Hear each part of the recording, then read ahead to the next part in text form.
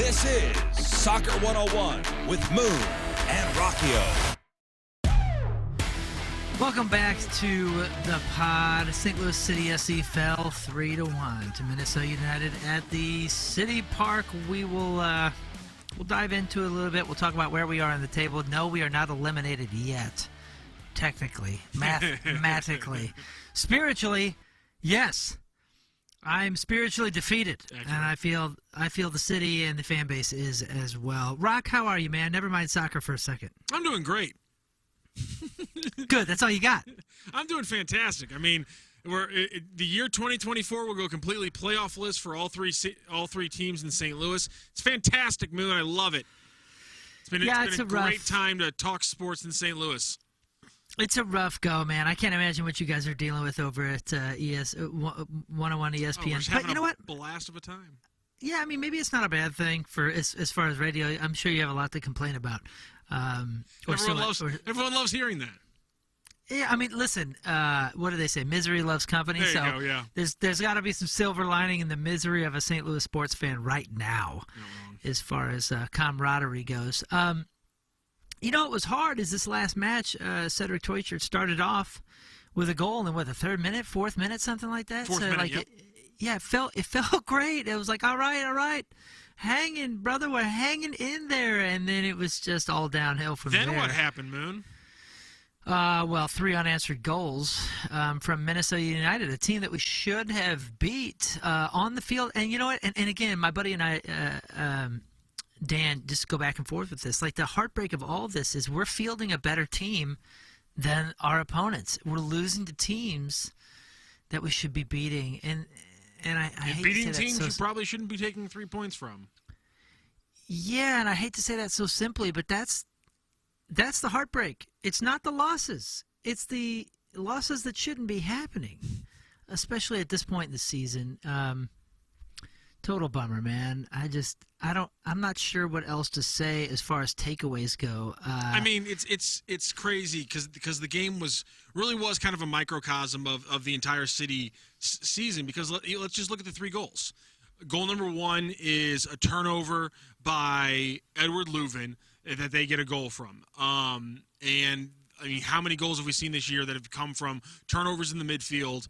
And unfortunately for Edward Leuven, who didn't have a standout game, that was really only the one blemish he had in the game, like one really bad pass, one mistake he made, and it ends up being the goal that ties the game and changes the complexion of the game. You then pick up some injuries. Goal number 2, what happens? Well, you press a little bit too high, and you get caught with a ball behind you. How many times have we seen that? I mean, that's literally the other half of goals that haven't been a bad turnover leading to transition goals, has been a play where you press too high and the ball gets in behind you, usually the fullbacks, just like it was in goal number 2. And then goal number 3 comes from a controversial call from a handball that we still don't all really know the rules or how they're implemented week to week, and they are able to bury the goal. So, I mean, those 3 goals essentially can go into the 3 categories of the most frustrating goals we've seen week in and week out happen against St. Louis City SC, and that's the most frustrating part about it, is that it felt familiar in a lot of ways when the first couple of games, the first 3 games, I should say, out of the league's cup break, it felt different, and it felt like something was changing. Yeah. And while some of the same mistakes happened in those games, obviously the defensive lapses against Portland, the quick goal out against New England, so on and so forth, it didn't feel like it was the same things being stepped into. And while there were positives, especially in the first half, and we can dive into some of those with St. Louis City if you want to, overall, just those 3 goals it's hard to walk away and not feel like, man, that's just another time where those 3 things, a bad turnover, an overpress, and a weird call all go against you and break you to really finish off kind of breaking you for this season. Yeah, the weird call, or let's talk about the timing of the weird call, was such a I mean, the wind was kind of already knocked out of us, but it was such a boot on the throat. It was like oh, come on, really? It was so deflating and defeating that it went back after 4 minutes or something had elapsed. Yeah, that's what I was going to get to. Sorry. Like, what are we doing? You know what? If we're doing that, can we open it up to maybe like 6 matches ago where I still have an issue with one of the calls? Let's go back. Can we stop everything that we're doing? Just fly in their striker or fly in their goalkeeper Let's fly in everybody. We'll put an Edward Leuven out on the field. We'll just do a quick penalty kick, and if St. Louis City scores, we add 2 points, and it's not a draw, it's a win. Yay for everybody. Exactly. I mean, I know I'm being silly and stupid and whatever, but like at some point there's got to be a rational sporting sort of time frame, if you will, of I mean, God, I hate to hide behind this, but like before it's not hiding VAR, behind it because listen, they played bad, and let's talk about it. We'll get into the real reasons as to why they lost this game. That is separate and still substantial and still real, just like it is talking about how if you're not a diehard soccer fan, and even if you are a diehard soccer fan, we always need to look at this from the point of view of people who aren't us, and which maybe if you're not a diehard soccer fan, that moment is a killer for a casual soccer fan to have to come back minutes later and then wait throughout all these minutes for VAR and then have the game essentially be decided because this is when by them getting a penalty kick from those things. If you're a casual soccer fan, that's a deflating thing to watch where you don't want to jump into the sport again because of what just happened. And so get it right in the moment or don't come back at all. And again, have some consistency because I think not only is it weird because of the way it's called, but the fact that there's back-to-back weeks where you don't know which way it's getting called or why it's getting called or how the rule's being interpreted. And it seems like either both should be calls or neither should be calls, and yet we're sitting here with one a call and one not a call. Yeah, and that's from watching it. I was watching it on TV, and the whole time I'm thinking, man, if I was some new fan, because I had a couple friends, one being my friend and neighbor Dan, down at the match for the very first time, and I thought, if you're there in person and you're not sure what is going on, like what are they reviewing? Because you're not thinking about something that happened 4 minutes ago that you didn't see.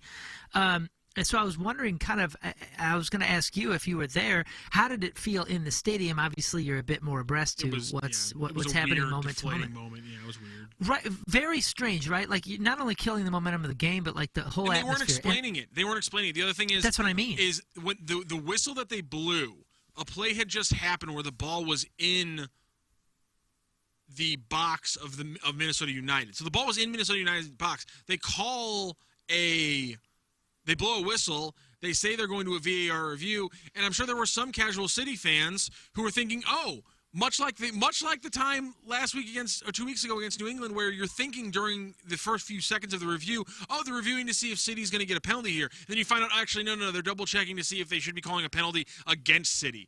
And it's like, whoa, hold on a second. We just had possession for the last minute. Why is this call going against STL City for a penalty for the other team? And so it's a bad thing for the casual fan, and that's something that MLS needs to be prioritizing when they look at how they're doing VAR and interpreting the rule book. And listen, this is a season.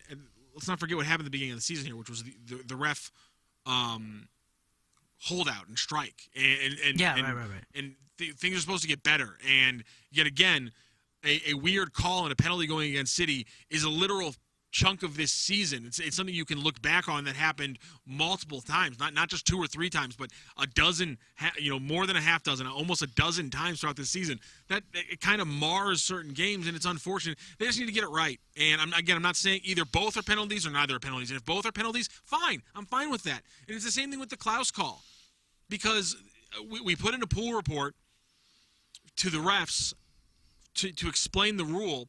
And they said, and their explanation as to why the Klaus foul wasn't in the box, to me, wasn't good enough and just didn't give me enough answers, which is, what is your interpretation? What are you looking for? The man, the ball, the defender, where the foul starts, where the foul ends.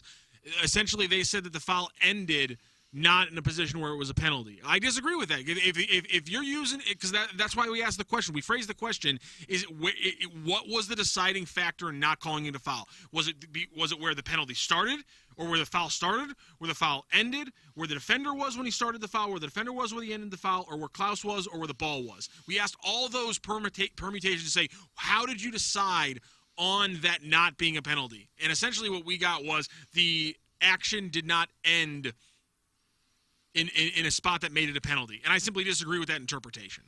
Totally. And if even more confusingly, where Leuven actually struck the ball was 3 feet from where any of it happened anyway. It was very strange. That was strange. And listen, we're not sitting here complaining necessarily about the call going against St. Louis. Stuff. Right. We're not There's- complaining as if the game would have been changed, but when you were talking about experience, and the VAR is still in its infancy. We're still learning, and the MLS is doing as good a job as any of the other leagues in adjusting it. But the experience does matter in the live setting in the stadium. So it would be nice to have a bit more communication, if you will, or transparency as to what is going on when it's going on in the stadium. And the reason I bring that up is because, I was thinking about that, and my buddy Dan over there for the very first time. And this podcast, we started this last year because a lot of people in the area are new to soccer or are new to the MLS. And I do want to say this on a positive note as far as the experience goes.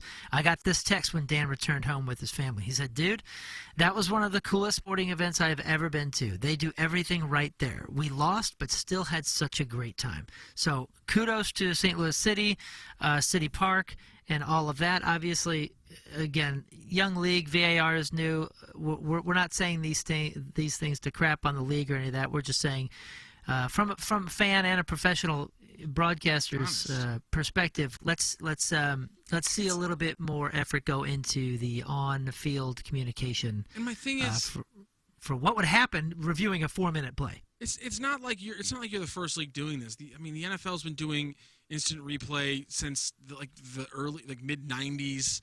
NBA, the technology Major is there. League We can do Baseball this. incorporated this whole new replay system, and they've focused on getting it quicker year after year after year. Again, you're not even the first in your own sport to do VAR onto this level. And all they've been doing for years since they brought in VAR, despite everyone complaining about it, is tweaking it over in the EPL and over in Europe and things like that. So you just get up with the times is all I'm saying. Again, just you have the technology, make it happen. I wonder if the cameras that were at CITYPARK this week, there were some new extra cameras, if you noticed. I know it's part of Apple's system. I wonder if potentially if you put in those kind of edifices, the arches at midfield or the things behind the goal, maybe some more cameras to give us more angles for VAR to make that a little bit easier. I see if you're gonna make it better for broadcasting, make it better for the experience overall, because that connects to the experience when you're watching the game as a broadcaster or as a fan watching the broadcast, I should say. Moon, there were some big questions because I do want to get back to the things that happened on the field that were more controllable, and that was simply the formation decision and the lineup decision from John Hackworth. Obviously, the only big change, though, was that João Klaus was getting the start, but obviously it necessitated a move from Simon Bescher a little bit, and the actual formations and positioning we saw on the field was very different, despite there only being one actual change in the lineup. There were a lot of St. Louis City fans who were bothered by the lineup that we saw in the first half, because obviously it got changed because of injuries going into the second half. Were you one of those fans who was bothered by John Hackworth's decisions? I was slightly confused, although if you remember when we were texting back and forth, I said I would like to see Betcher and Klaus out there together. And you were 100% in on that. That's why I'm wondering. Yeah, I was on it as far as that. Now, I believe you had Tolton starting. Yeah, I was wrong about everything. I was wrong about everything. Yeah, but I don't think you were wrong about what maybe should have happened. Obviously, it's all hindsight. It's all hindsight now. But I don't want to criticize anything. It seemed like a lost plan. I don't know. I wasn't sure what the plan was. Let's hear the plan. Let's hear the plan from John Hackworth. Here is John Hackworth post-game explaining what the plan was with that first half, with the starting 11, the positioning, the formation, so on and so forth. Look, the idea was that they are similar, but they're very different. And so Klaus, he likes to hold the ball up. He likes to come back into the midfield. And we thought with both of them on the field, in particular how they played last week, that we could get a really good, hopefully Simon runs off of Klaus in the moments where he could. And we got some of that, we got it early in the game with some really good runs in behind, and we were playing more direct. But the idea was to see if we could get both of them to do what they do and do it well. And did it work out perfectly? We're never going to know because we didn't have the game in our hands the way we needed it to have it after coming out of the locker room. So that was John Hackworth talking about the decision to play Klaus and Bescher together. Obviously, they succeeded when they put out a different formation in the second half of the New England Revolution game. Obviously, this was a slightly different formation than that one. I asked John Hackworth just kind of, because there was so much movement, there was a lot of shifting in that formation. I asked him if that was kind of a risky formation. Here was his thoughts on that question and just his overall answer here about his plan with this formation and what he wanted to see. I mean, we made literally one change from last week. One change. And we put Klaus on the field. So I don't think it was risky at all. I think we had to come here and win a game, and I put out a team that is very attacking minded and a team that offers a lot of mobility. And for the start of the game, I think we kicked their ass. So it was working. It didn't work for the whole game, but I'll take all the responsibility for that one because I think it was a good lineup. I think the guys worked their asses off in training all week, and we were well prepared for this, but it didn't happen. Your thoughts on his strategy behind his decisions? Yeah, I don't disagree. I understand and I respect what he's saying, but the team let him down. I mean, okay, he can take responsibility. I understand that, but like you're not playing the best teams in the league here, especially with the Revolution match.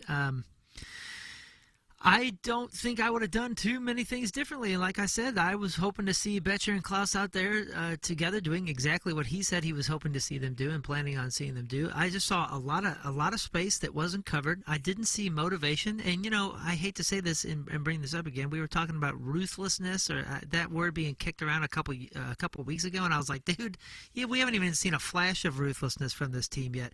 So I think we got so ahead of ourselves thinking. By the way, that was last week's episode before the Minnesota United game. Credit to you, Moon.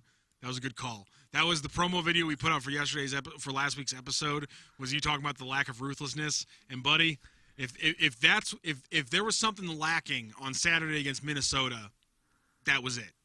I mean, you were 100%. You were 100% right.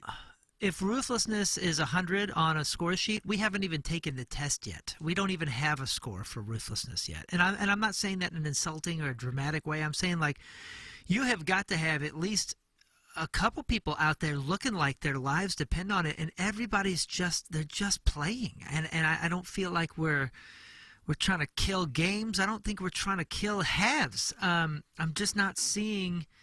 I'm not seeing the chemistry yet, and I understand, you know, that's going to build, obviously, new team, new squad. Heck, we're a new team since last year. Or new team since June. Right, and yeah, okay, so that's fine. There's no faults here as far as that goes. But let's be clear in saying, like, we've got to see more from individuals, and we've got to see more from lines, and we've just got to see, just show me some heart, man. I'm begging the team, like, show me some heart, dude. We don't have to make the playoffs this year, but like, put on a show for God's sakes. Last year, even when we weren't even talking about that, and we were just happy to be a team, like there was more heart on the field. And this year, like I said, we're like happy to get a point, or like oh my God, we scored a goal, I'm so happy. Like it's like it's a relief now to score more than one. And what a sad state of affairs. That's not what this team should be. That's not what the fans are demanding. This is uninspired football right now. And again, I'm not expecting miracles. I'm gonna be excited to watch every week and see flashes of chemistry and guys working well together and all of that. So that's the focus for me right now. So, but believe me, man, I'm Mr. Positive. I'm trying to take the positives here. Okay. I'm sick of screaming. I think they're fired up. And we'll play the audio here in a minute. And in fact, let's just play it right now. This was John Hackworth from Thursday, the midweek press conference, the pregame press conference before this week's matchup against San Jose when they fly out there. This was him talking about the team's mindset going into this game, really hunting for that first away win. This is a blemish for sure that we haven't won on the road. And let me just tell you, I'm not making this up. Every player in that locker room wants to win an away game. And it's so close. We were so close in a couple instances recently that it is a huge motivator for us. So I'm not sure if that actually reinforces your fact that like just getting no. one win would be too rah-rah, or if the fact that they're still hunting for that one win when it doesn't matter in the long run is a good sign of their dedication. I don't know which way to go with this one, Moon, but I have a feeling I would know which way you are. All right. You know what? I'm starting to think about this. Okay. It's Friday right now when we're recording this, and over the weekend I was super hot, and I forgot, and I've cooled off. I've cooled off. Okay. I forgot that had we recorded this on Sunday or Monday, I would have said something about this. And maybe if you, I might come off harsh here, and I apologize for this, but like, there's a difference between every guy in the locker room wants to win a game. That is such a loser attitude. That's something that I tell a team that hasn't won a game. All right, guys, we really want to win. We really want to win a game. Where it should be, and I don't care if you're last or you're first, it should be, you are so angry to not win a game. It's not that I don't want to win. I mean, it's not that you shouldn't want to win a game. You should refuse to lose. They don't love to win. They don't hate to lose. You should refuse to lose. And this is I know I've always been more competitive than I'm supposed to be. It doesn't matter if we're doing a contest on the Riz show or whatever. I'm way too intense. I take things too seriously. I fully confess that. But if I was a professional athlete, you know who'd be stoked to hear that? The people paying me. From the fans to the ownership groups to the coaches or whatever. And here's what I noticed in the game. Okay, not only a want to win a game instead of a refusal to lose. I saw people smiling, and I know I'm trying to make sure that I still feel like this, because every time I see our team doing so badly and then losing a game and then a player laughing and hee-hawing and smiling with the other team, you know, in their talks afterwards, it pisses me off so much. And right now I'm at a point in my life where I'm like checking myself on everything. I'm like trying to be the mature guy to check myself on like, am I just an a-hole? Am I just too much? Am I just whatever? But in this instance, I think I got it right still on the fact that, like, dude, I don't want to see you smiling. You should, you know what? Not that I don't want to see you. You shouldn't be smiling if you're you're getting paid to kick ass and win, and like you're laughing when you're down 3-1 and there's 10 minutes to go. I would be so freaking hot, and my blood would be boiling that I'm down by 2 goals. That like I would not. My best friend could be on the opposite side, and I'd still want to hurt him. Like, I mean, I refuse to freaking lose. Again, I admit I'm too intense and too serious of a guy. I understand that. That's how you get that far, though. That is why a little dude from St. Louis, from South County, St. Louis, has sold millions and millions of records and became a rock star. Because every single person was like, yeah, right, name another rock star from St. Louis. You'll never use your guitar to make a living. You'll never this, you'll never that. And you know what? I probably should have listened to them because they were right by statistical reasoning and by every other reasoning. But you know what? I figured it out because I refused to lose. I refuse to have you tell me what my life is going to be. I refuse to accept that I could be a statistic in a pattern that I'm not willing to accept. Like, I refused the reality. And, dude, you're getting paid to play soccer in one of the bigger leagues here. And it's a great team that should be delivering. And the season, you're about to have an E next to your name like San Jose does, which means eliminated weeks and weeks before the regular season is over. From one of the easiest leagues to make a playoff scenario. So I don't want to see you smiling or giggling or having a good time. If you got to fake it, fake it. But one of the reasons that Ronaldo was my favorite over Messi, even though Messi's a higher quality footballer, is because Ronaldo is such a pissant a-hole when it comes to everything. He's crying on the field when he's losing. He's screaming at his teammates. He's yelling at the coach and being an asshole when they pull him off as a sub. And you know why I love that? Because that is the legitimate fire of a real competitor. The guy is pissed off, he's emotional, he's crying, his world is over. He's got this beautiful wife and awesome kids and a mansion in every freaking continent and all this stuff, but he's crying on the sideline when he's taken out as a sub. That's a freaking competitor, and that's why I love the guy. That's what I want to see. Can I just see that a little bit? Just fake it for me for 4 more weeks. Don't smile on the field if you're losing. I'm not okay with that. And tell me I'm wrong. Tell me I'm immature. Like I said, I'm trying to check myself here, but am I wrong? I think you're a passionate fan on this one because I think that is an opinion I hear from a lot of fans. Moon. That's an opinion I hear from a lot of fans. Is they don't. There's fans who hate jersey exchanges because. I mean, inherently they hate jersey exchanges because literally one of those players lost that game, and so why are you being buddy with a guy who just beat you, so that you can build your collectibles up? So I understand why fans are bothered by that. I'm not, but I'm pissed, I dude. I get why that bothers fans. Bro, you're leading like the greatest life on earth. I'm paying you to be a competitor. You're being paid handsomely. I mean. To be a competitor. The majority of his pay is coming from like ad buys, but sure. Act like a competitor. Just like act, even if you're not living it. Okay, I'm not asking you to have the heart that I have. They got to the MLS. They are competitors. Like let's give them some credit. Like these guys aren't losing games because they don't care. I didn't say that. I'm just saying the difference between this team and a team that's not as good as them, that is in a better standing in the table or in any way. Defensive talent. Okay, yeah, that's our defense has let a lot of things slide. But again, man, I was never good. But I made these teams because I was a competitor. Yeah, I was more competitive than the guy that was twice my size, weight, and skill. And that's it fair. takes you places. But it takes you places. Moon, that's what took us to the top of the West last year. I know, but Moon, has Henry Kessler been a marketed improvement over Tim Parker because he cares more than Tim Parker, who was always red-faced and flying around? Or has he been a market improvement because he's been a better passer, his legs are younger, and so he's moving better, and so he can cover space better? It's because of the second group of things. Because no one cared more than Tim Parker. But Henry Kessler covers ground better and passes the ball better, so he's been the better defender. These guys aren't the people who are just lollygagging through life. Some of them make their money and they coast because why wouldn't you if you start making $1 million? But that is a small minority of these guys, especially when you're talking about this league, when some of them are making $96,000. And so that's not the difference in what happened on Saturday.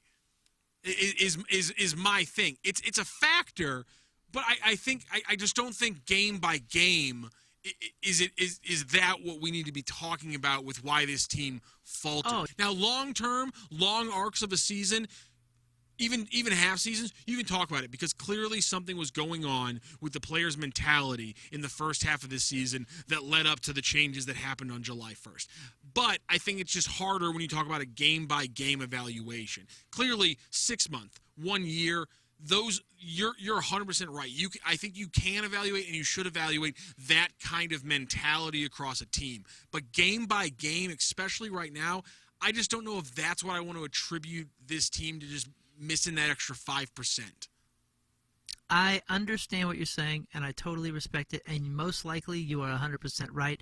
And I'm not even saying that my rant here should be taken seriously or should be even of serious note. I'm just saying this is what I'm feeling. I think you're being a good avatar for fans right now. So yeah, and this is something that I can't shake. Like I've said, I'm trying to check myself here, bro. But when it comes to even my band, my band will tell you, it's not always super pleasant dealing with me because, dude, I don't care if I'm playing for 5 or 50,000, and I've done both.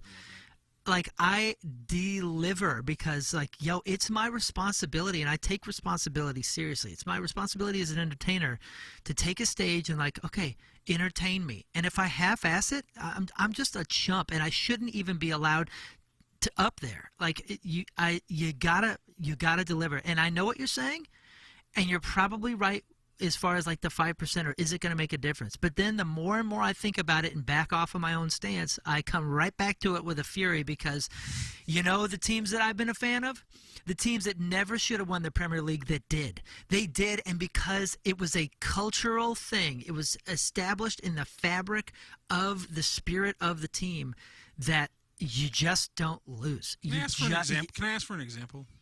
Dude, Manchester United, the last 5 or 6 seasons that Sir Alex Ferguson was the coach. Go back and look at the team that he fielded and beat It was Everybody. It was Sir Alex Ferguson. Exactly. And when you played for that guy, The guy was a genius. it doesn't matter if you were Wes Brown or freaking Ryan Giggs. Like, you played like nothing was on the other end of this match. Only win and life or loss and death. It was. I don't know off the top of my head, but didn't Ryan Giggs play like 800? Didn't Ryan Giggs play not 800? But didn't he play like 400 Premier League games? Like, the guy played for like 15 years. Dude, there was a 41-year-old Ryan Giggs and some kids on the back line, and they were winning Premier Leagues, bro. Okay. They were overmatched half of the season and just refused to lose. A 16-year-old was the one that scored the last goal to salvage the whole season and get them the title. Like, dude, I have a visceral response to somebody calling Manchester United underdogs.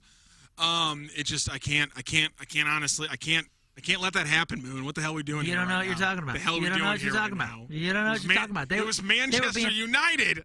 They were being outspent by like $1.5 billion from City, and they were still wiping the floor because they had a better spirit. That's fair. And guess who has that now? Guess who has that now? They also had a better Pep Guardiola. They also had a better Pep coach. Guardiola. No. And now Manchester City. Oh, fine. I won't use United as an example. I'll use the evil City as an example. Manchester City is doing the same thing. They have more money than God.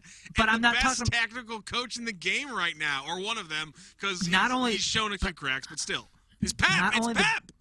Not only the best tactical coach, a guy who is literally driven people insane. What are we doing here? Every league that he's gone to, what has he done? He's demanded so much out of people that they're like, this guy is running these guys into the ground. He's killing these guys. That's not what blows my mind about Pep. It's that he's dominated 3 leagues with 3 completely different systems and 3 completely different groups of players. That's the thing that makes him incredible. It's not the mentality. It's that he's gone for he literally has reinvented himself tactically. And done it with a different group of players, and then gotten to the best in the world. And yeah, having all the money helps. But like, But that's what I'm saying. Ferguson did for decades. Those are all different players each time, and what he was able to bring was the exact same spirit and demands. It was the demands. What did he do in Germany? What did he do in England? What did he do in Spain? Can we just talk about strategy and tactics if we're going to talk about Pep and Sir Alex Ferguson dominating leagues? Why are we talking about mentality? I understand. Because what I'm telling you is I don't think strategy or any of that kind of stuff is ever going to matter in this league until we have some sort of actual fabric of demand. Look, we have to demand more. Last year, people were calling it a fluke season, and maybe it was, but maybe it was legitimately like sucking the energy of, we better freaking deliver. We're selling this place out, and nobody's ever seen the product yet. I'm confused. We do this. Who are you wanting more demand from? Just everybody. Just the overall, just the feel. I need a little bit more, like fans. Dude, listen, the Cardinals right now. The front office, the team. I'm confused. Who you want more demand from? And I guess we just need some sort of matter. Maybe we need some sort of psychopath coach. You know what I mean? Like, why is Apple Apple? You know, and for all the faults that Steve Jobs had, and I'm not making examples of some of the nastiness that some of these successful people have. I love this. Well, I'm just saying, man. Like, when you demand greatness, you typically get it, and there's a balance. Clearly, I'm not saying. I'm sorry. You don't think the people inside of City right now are demanding greatness from their team? I don't know. Everything I'm hearing is, all the guys, they want to win, and that's cute. And I think Hackworth is awesome. I'm not downing on Hackworth here, but I'm saying, like, that's what he's. What? What? You want to win? Well, yeah, my 3-year-old wants to win in whatever they're doing. Let's want to win. I feel that's like, a big nothing burger. Nothing was said. I feel like his tone is probably different inside of the locker room than it is when he's talking to the media at the podium. In fact, I'm sure, only to cover my. Of course, it's different. Obviously, he's pulling it back a little bit. But the guy knows what he's doing. The guy coached U17 United States men's national. He was one of the most successful coaches in the USL at Louisville. He was one of the best tactical minds in the USL when he was at Louisville. He's coached Philadelphia at the MLS level. Like, this isn't some nobody we're talking about. The guy has been coaching college soccer since college soccer and above since the early 90s. The man knows how to demand. The man knows how to demand. Hold on a second. The man knows how to demand greatness from athletes. Why is that the question?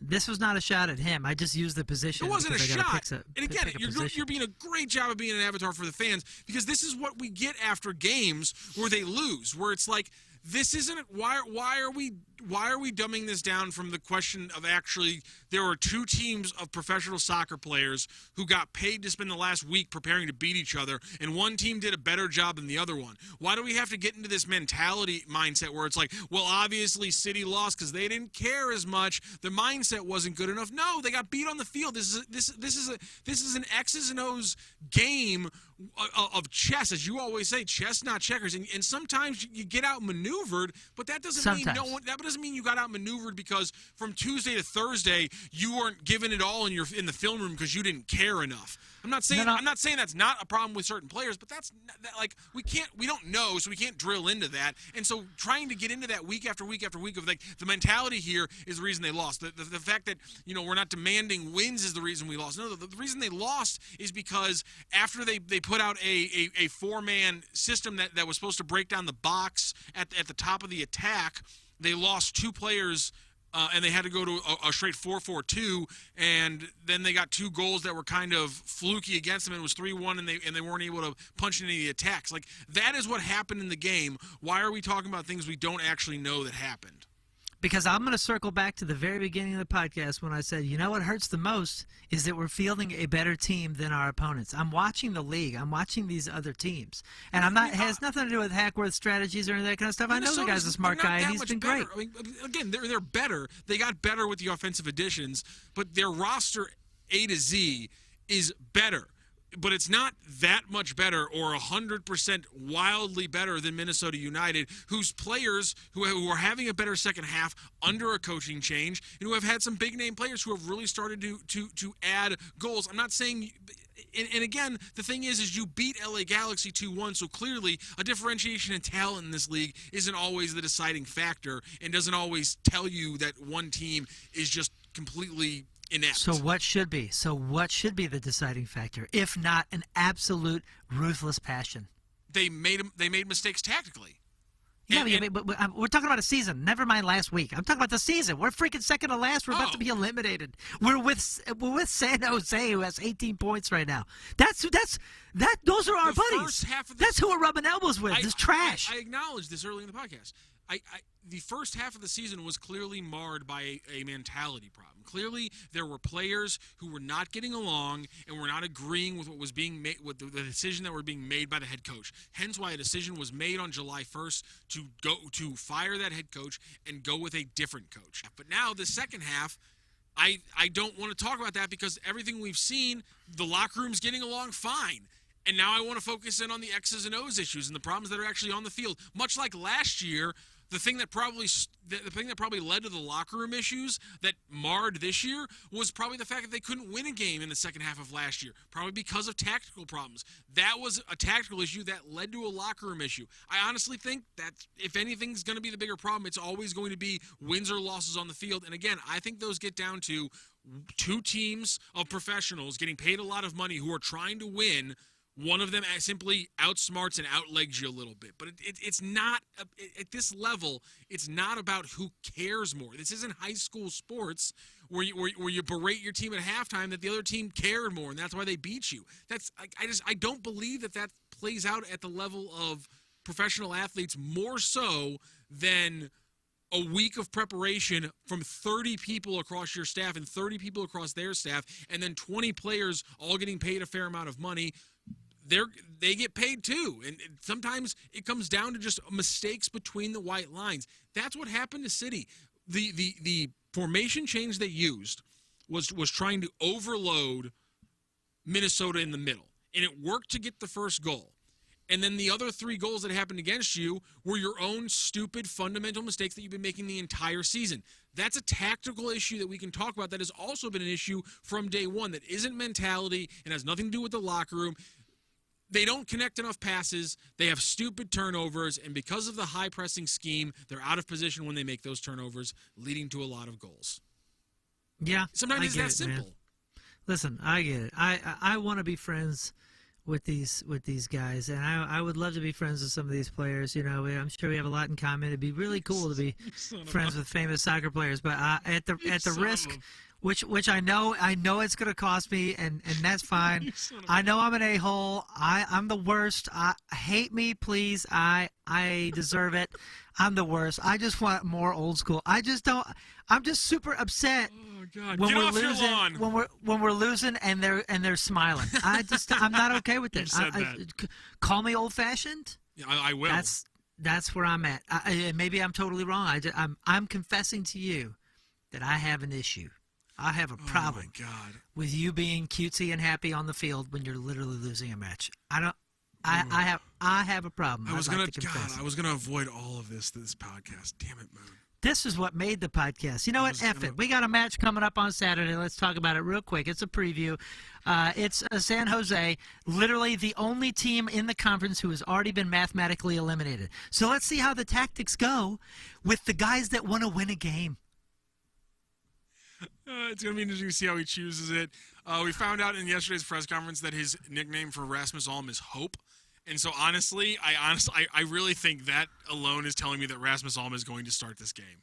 I think he's only going to play the first half, but I think a little hope will get injected into the lineup, and I think maybe we might see a Rasmus Alm start. At the same time, I also think we might just see that starting four or attacking four get the start again, because I think they might try a similar formation. One last thing on that.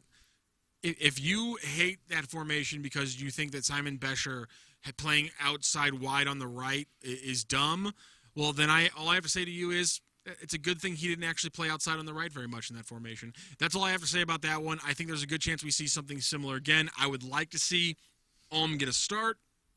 I'd like to see Totland get a start.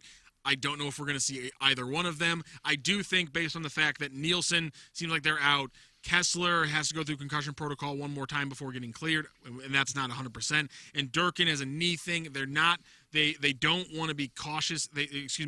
From Hackworth, he says, we're going to be cautious considering where they are. I don't think any of those three play, which means I think we will see a start for Jake Girdwood-Reich. His first start, I think it'll probably be at midfield alongside Edward Leuven. We'll probably see Josh Yarrow get a start in the back four, but they could always put JGR at the center back spot alongside Hebert and then start a different player at that other center midi spot alongside Edward Leuven. I don't think it's going to happen, but my fingers are crossed that we finally see a start for Jose Kojima. This entire season, he's got to play 8 minutes at his natural position of center midfield. So I would love if we get both young players and we get JGR start at center back and we get Kojima start at center midi. But if I had to guess, JGR, who's played most of his sub minutes at midfield and some at center back, I would guess, based on the way Hack talked about not wanting to put him under too much pressure, I would guess we see him play the midfield. Yeah, put him in for Hebert, though. I don't care anymore. I really don't care anymore. I don't think we're going to see that.